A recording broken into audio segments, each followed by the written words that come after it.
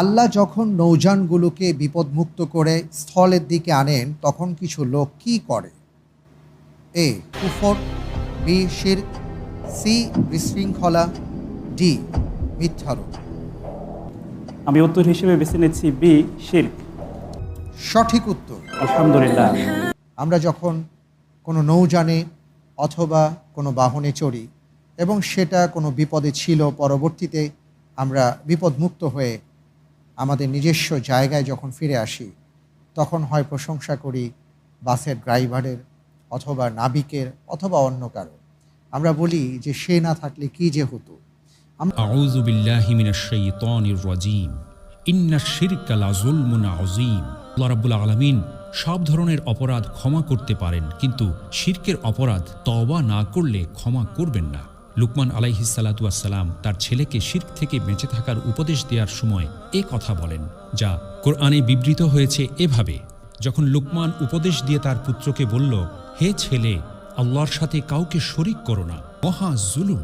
শিরক দুই প্রকার: এক শিরকে আকবার বা বড় শিরক, এবং দুই শিরকে আসগার বা ছোট শিরক। আল্লাহর সঙ্গে আল্লাহ ছাড়া অন্য কারো ইবাদত করা, অথবা যে কোনো ধরনের ইবাদত আল্লাহ ছাড়া অন্য কিছুর জন্য নিবেদন করা, যেমন আল্লাহ ছাড়া অন্য কারো উদ্দেশ্যে প্রাণী জবাই করা, কোনো সৃষ্টির উপাসনা করা বা তার নামে মান্যত করা ইত্যাদি। মনে রাখতে হবে যে আল্লাহ ছাড়া অন্য কোনো ব্যক্তি কিংবা বস্তুর নামে মান্যত করা বড় শিরক। রিয়াযুক্ত আমল, অর্থাৎ লোক দেখানোর উদ্দেশ্যে আমল করা, এই জাতীয় শিরক এত ব্যাপক যে ছোট পরিসরে এর আলোচনা সম্ভব নয়। আমাদের পরিবার, সমাজ এবং রাষ্ট্রের রন্ধ্রে রন্ধ্রে এটি মরণঘাতী ভাইরাসের মতো ঢুকে রয়েছে। এগুলোর মর্মান্তিক দুর্ভোগ রয়েছে সেসব মুনাফিক নামাজির জন্যে, যারা নিজেদের সালাত সম্পর্কে উদাসীন থাকে। তারা কাজকর্ম করে লোক দেখানোর জন্য। শিরক সম্পর্কে হাদিসে কুদসিতে রাসূলুল্লাহ সাল্লাল্লাহু আলাইহি ওয়াসাল্লাম বলেন, আল্লাহ তাআলা বলেছেন, আমি অংশীদারি থেকে সম্পূর্ণ মুক্ত।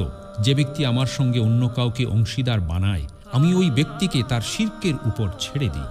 রব্বুল আলামিন বলেন, নিশ্চয়ই তারা কাফের হয়ে গেছে যারা এই কথা বলেছে আল্লাহ হচ্ছেন মারিয়ামের পুত্র মাসিহ, অথচ মাসিহ নিজেই এ কথা বলেছে যে, হে বনী ইসরাইল, তোমরা এক আল্লাহর ইবাদত করো, যিনি আমারও রব তোমাদেরও রব। অবশ্যই যে ব্যক্তি আল্লাহর সাথে শরিক করবে, আল্লাহ তাআলা তার ওপর জান্নাত হারাম করে দেবেন। রাসূল সাল্লাল্লাহু আলাইহি ওয়াসাল্লাম নিজে এর কঠোর বিরোধিতা করেছেন। তিনি এ ব্যাপারে বলেন, তোমরা আমার অতিরিক্ত প্রশংসা করো না, যেমন খ্রিস্টানরা প্রশংসা করেছিল মারিয়াম পুত্রের।